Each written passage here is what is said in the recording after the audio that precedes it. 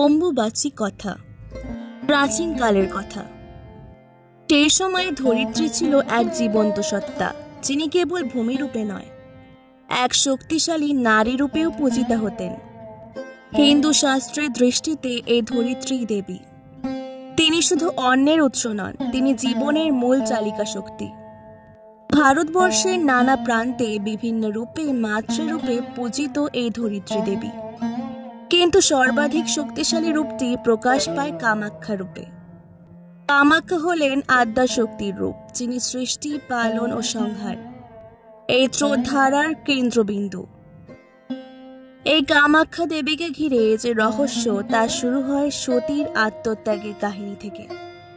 দেবী সতী, যিনি মহাদেব শিবের অর্ধাঙ্গিনী, পিতার যজ্ঞে অবমাননার ফলে নিজের শরীরকে উৎসর্গ করেছিলেন।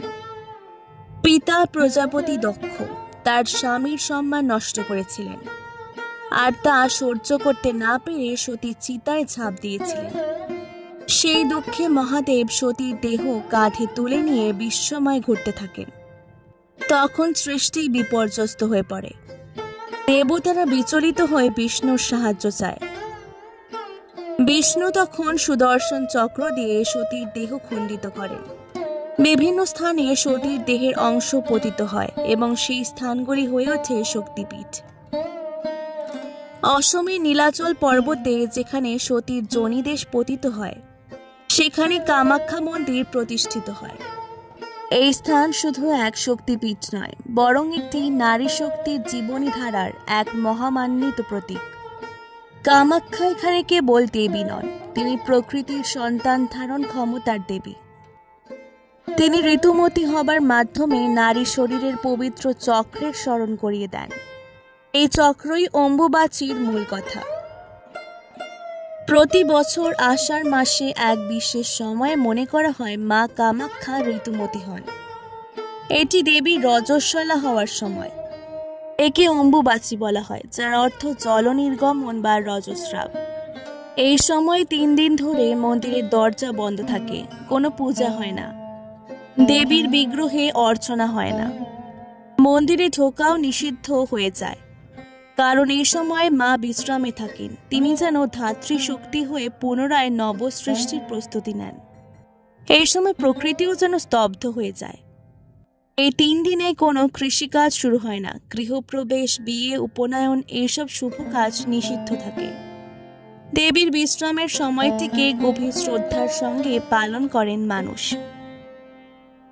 এই সময় সাধুরা ও তান্ত্রিকরা বিশেষ সাধনায় লিপ্ত হন। কামাখ্যা তন্ত্র সাধনার এক বিশিষ্ট স্থান। অম্বুবাচীর এই 3 দিন তন্ত্র সাধনার এক গভীর সময়। কামরূপ কামাখ্যার চারপাশে বসে থাকে অঘরী, সাধু, তান্ত্রিক, নাগা সন্ন্যাসী।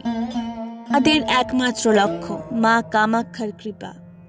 কেউ কেউ এই 3 দিন উপবাস করে, কেউ বা কূপ জল খেয়ে শুধু ধ্যান করে, কেউ মাটির উপর বসে 3 দিন অনড় থেকে রাত্রি ধ্যান করেন। দেবী এখানে মাতৃরূপেই পূজিতা হন। কখনো তিনি উগ্র, কখনো তিনি শান্তা, কিন্তু সবসময় তিনি মহাশক্তির আধার। চতুর্থ দিনে মন্দির খুলে যায়। জনসাধারণ তখন মা কামাখ্যার মহাপ্রসাদ গ্রহণ করেন। এই প্রসাদ শুধু খাবার নয়, এটি এক তান্ত্রিক আশীর্বাদ। মন্দিরের ভিতর থেকে আনা হয় এক বিশেষ লাল কাপড়, যাতে রক্তের মতো এক প্রাকৃতিক স্রাব লেগে থাকে। কেউ কেউ বলেন এটি মাটির নিচে লাল বর্ণের জল বা গিরিখাত থেকে আসা এক প্রাকৃতিক ক্ষরণ, যা দেবীর ঋতুকালীন রক্তস্রাবের প্রতীক। সেই লাল কাপড়টুকু রক্তবস্ত্র নামে পরিচিত এবং ভক্তরা সেটিকে মাথায় রেখে আশীর্বাদ গ্রহণ করেন। এটি কোনো নোংরা ভাবনা নয়, বরং নারী শরীরের এক গৌরবময় রূপকে সম্মান জানানো। এই বিশ্বাস কেবল কামাখ্যায় সীমাবদ্ধ নয়। ভারতের অনেক অংশে অম্বুবাচীর প্রভাবে আষাঢ়ের কিছু নির্দিষ্ট দিন ঘরে দেবীর বিগ্রহ থেকে রাখা হয়। গৃহস্থালী পূজা বন্ধ থাকে।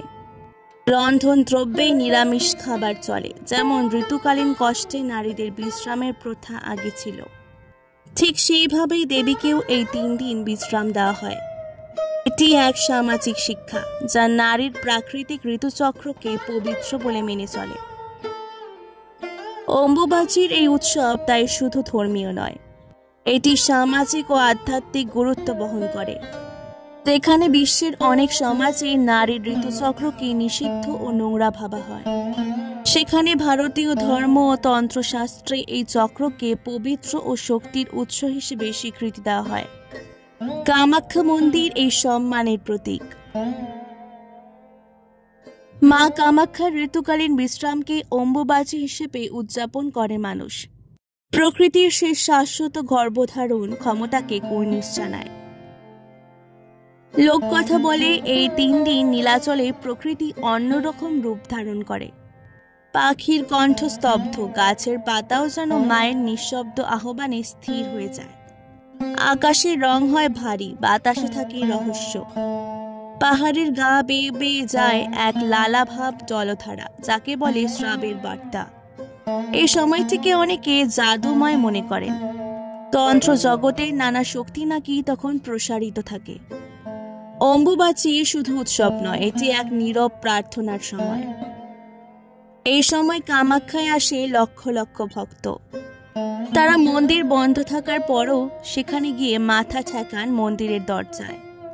কেউ কেউ প্রণাম করে হিমসাগর নদীর তীরে বসে ধ্যান করেন, কেউ বা বিয়ে না হওয়া কন্যার জন্য মা কামাখ্যার কাছে প্রার্থনা করেন।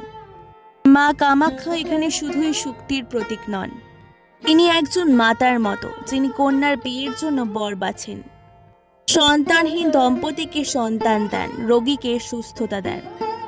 অম্বুবাচী তাই শুধু তন্ত্র নয়, তা ভক্তির পরাকাষ্ঠা।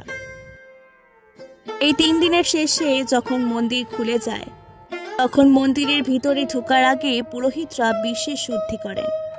ঘর পরিষ্কার হয়, ধূপ দীপ জ্বলে, মন্ত্রোচ্চারণে শুরু হয় পুনরায় দেবীর অর্চনা। তখন মন্দিরে উৎসবের ঢেউ, উৎসবের সেই ঢেউ ছড়িয়ে পড়ে গোটা অসমে। বাজারে জমে ওঠে মেলা, বিক্রি হয় কামাখ্যার ছবি, লাল চুড়ি, প্রসাদ, তান্ত্রিক পুঁথি।